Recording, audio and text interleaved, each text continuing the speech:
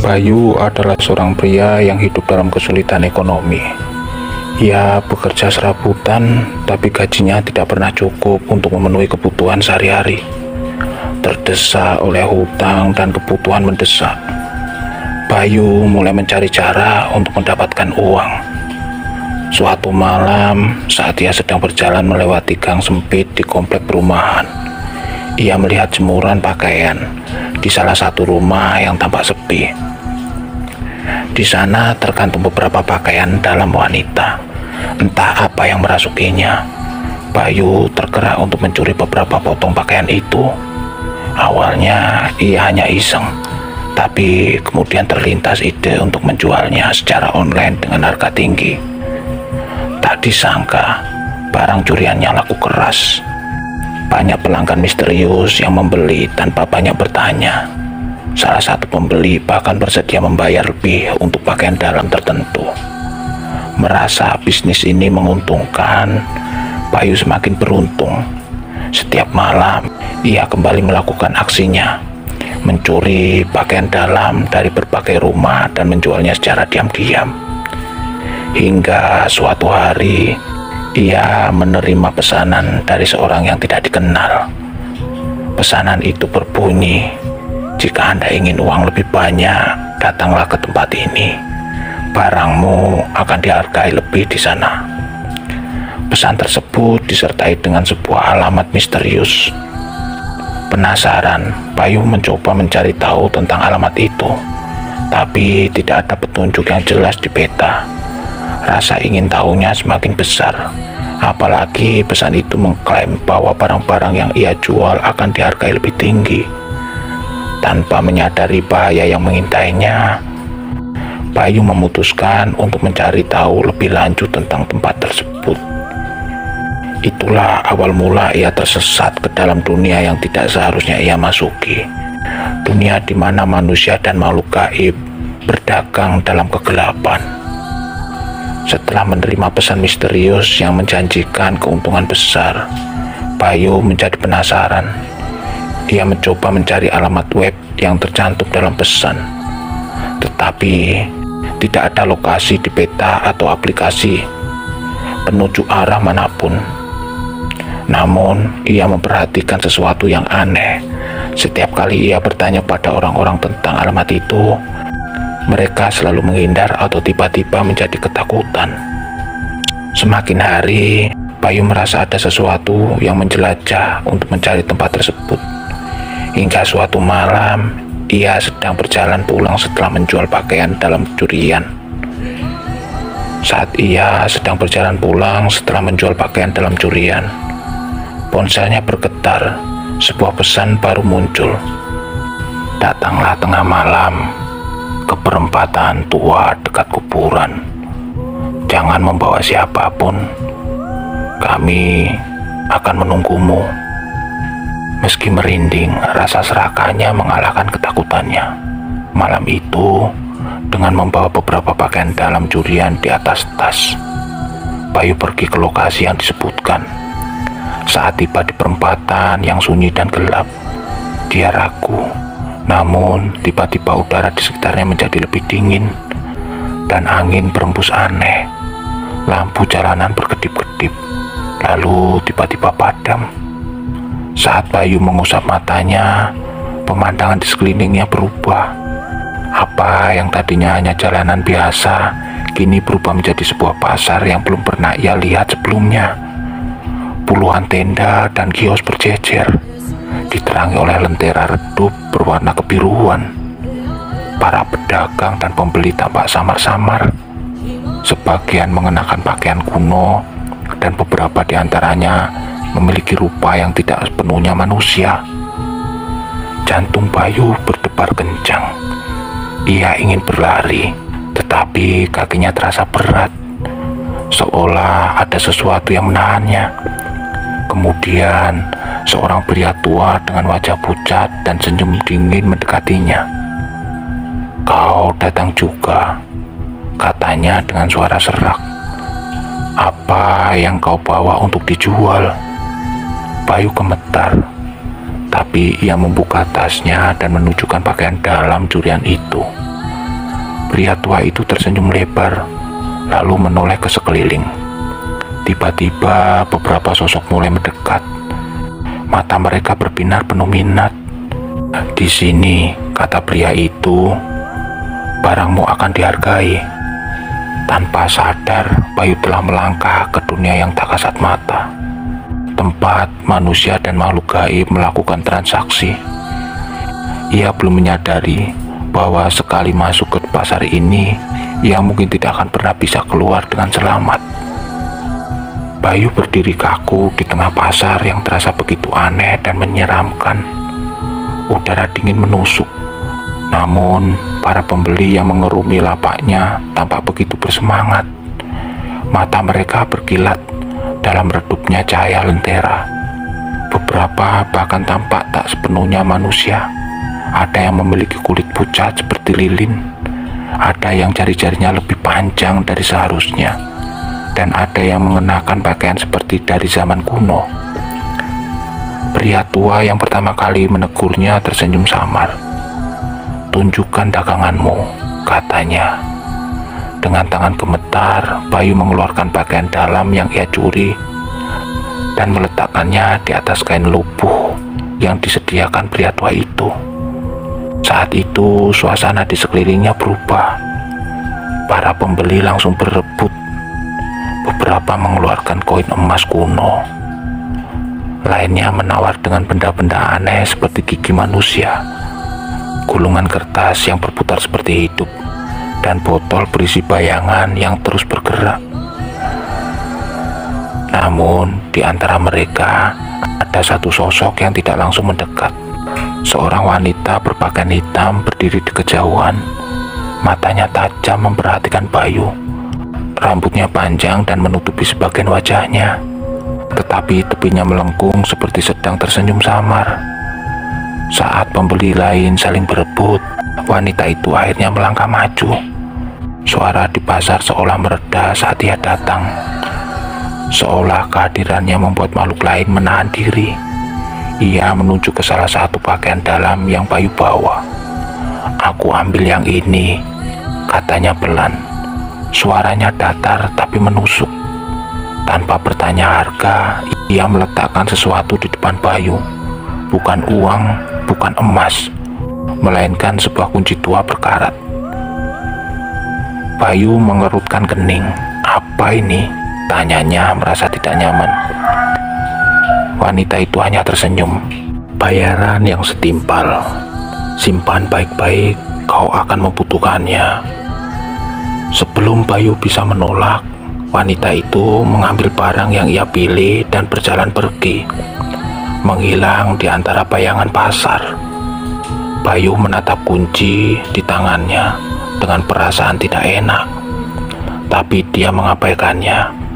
Karena malam itu dia mendapatkan lebih banyak emas dan barang berharga daripada yang pernah ia bayangkan. Ia berpikir mungkin inilah awal dari hidup barunya, kaya raya dengan cara mudah. Yang tidak dia sadari adalah bahwa setiap barang yang dia jual bukan sekedar benda biasa, dan setiap transaksi yang ia lakukan di pasar ini membawa konsekuensi yang tak terhindarkan. Malam itu Bayu pulang dengan perasaan campur aduk. Di suatu sisi dia senang karena mendapatkan banyak emas dan barang berharga dari transaksi di pasar jin. Namun di sisi lain, kunci tua berkarat yang diberikan oleh wanita berbaju hitam masih membuatnya tak nyaman. Sesampainya di rumah, ia menuangkan semua emas dan barang yang ia dapat ke atas meja. Kilauan emas itu membuatnya tersenyum puas. "Ini lebih dari cukup untuk mengubah hidupku," pikirnya. Namun, ada sesuatu yang mengganggu. Rumahnya terasa lebih dingin dari biasanya. Angin malam berembus melalui celah jendela, membawa serta suara-suara aneh. Bisikan samar-samar yang nyaris tak terdengar, seperti seseorang berbisik tepat di telinganya. Bayu mencoba mengabaikannya dan pergi tidur. Namun begitu dia memejamkan mata, dia mengalami mimpi buruk yang mengerikan. Dalam mimpi itu, ia berada di tengah pasar jin lagi. Tetapi kali ini suasananya berbeda. Pasar tampak lebih gelap, lebih sepi. Tak ada suara tawar-menawar, tak ada cahaya lentera yang hangat. Di perbincangan, ia melihat sosok wanita berbaju hitam yang telah membeli salah satu barangnya. Tapi kali ini wajahnya lebih jelas. Mata wanita itu kosong, kulitnya pucat seperti mayat, dan bibirnya bergerak perlahan, berbisik tanpa suara. Kau telah menjual sesuatu yang bukan milikmu. Bayu tersentak bangun dengan keringat dingin. Jantungnya berdetup kencang. Ia berusaha meyakinkan dirinya bahwa itu hanya mimpi. Namun, saat dia melirik ke meja tempat dia menaruh emas dan barang berharga tadi malam, sesuatu yang mengerikan terjadi. Semuanya hilang. Sebaliknya, yang tersisa di atas meja hanyalah pakaian dalam yang ia curi, tertata rapi seperti baru dicuci. Bayu merasakan bulu kuduknya berdiri. Ia segera berlari ke kamar mandi untuk mencuci wajahnya, berharap ini hanya ilusi. Namun, begitu dia menatap cermin, sesuatu yang lebih mengerikan terjadi. Di belakangnya, cermin matulan menunjukkan sosok wanita berpakaian hitam sedang berdiri di sudut kamar, menghadap tanpa ekspresi. Dengan napas tercekat, Bayu menoleh ke belakang dan tidak ada siapapun.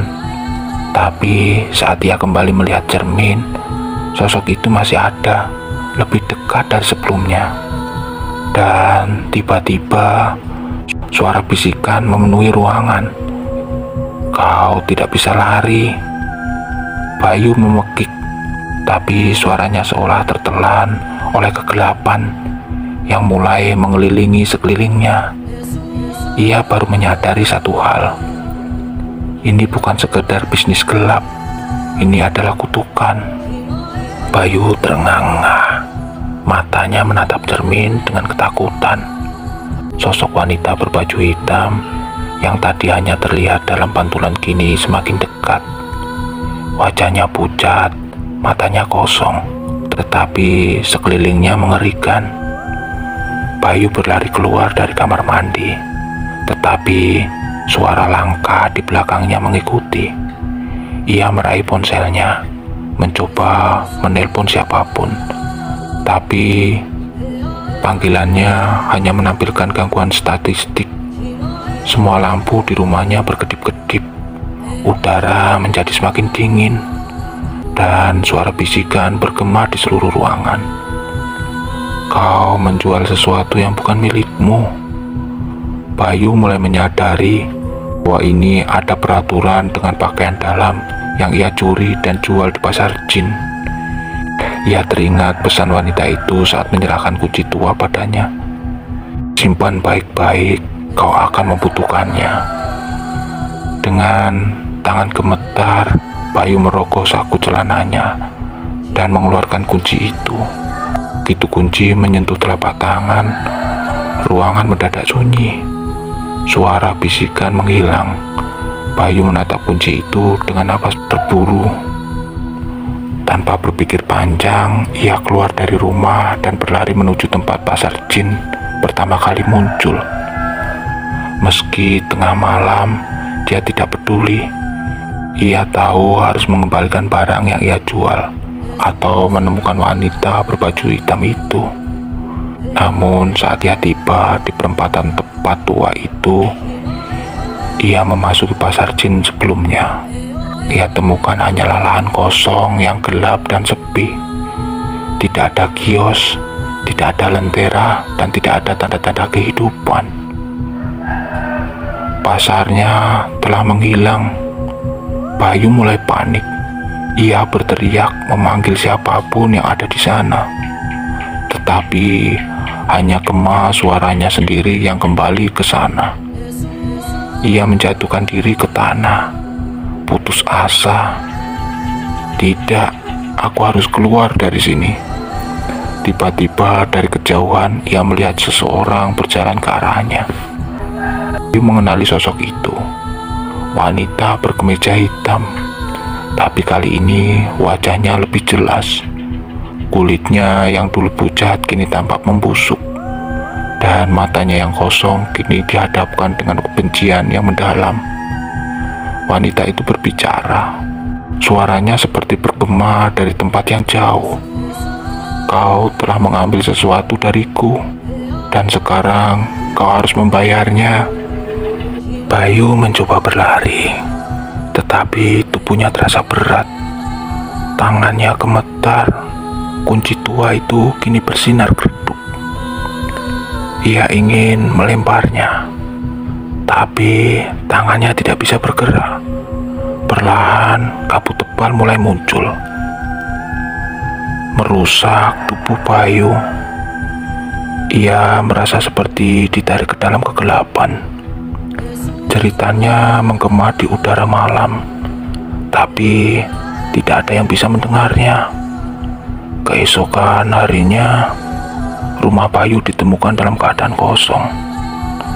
Tetangganya melaporkan bahwa mereka mendengar suara teriakan di tengah malam. Tetapi ketika polisi datang, tidak ada tanda-tanda perlawanan atau jejak kedatangan. Yang tersisa hanyalah pakaian dalam yang tertata rapi di lantai, basah seolah baru saja dicuci dengan tangan yang tak terlihat. Bayu menghilang tanpa jejak, dan di suatu tempat di dimensi yang berbeda, Pasar Jin kembali berdiri seperti sedia kala. Namun kali ini di antara para penjual yang samar-samar terlihat, ada satu wajah baru. Seorang pria dengan mata penuh ketakutan berdiri di balik lapaknya, menjual sesuatu yang dulunya adalah miliknya sendiri. Tamat. Itulah kisah Bayu dan Pasar Jin yang penuh misteri. Kalau kalian suka cerita ini, jangan lupa dukung channel ini dengan subscribe dan nyalakan notifikasi. Sampai bertemu di cerita horor berikutnya. Saya Budi, pamit undur diri. Wassalamualaikum warahmatullahi wabarakatuh.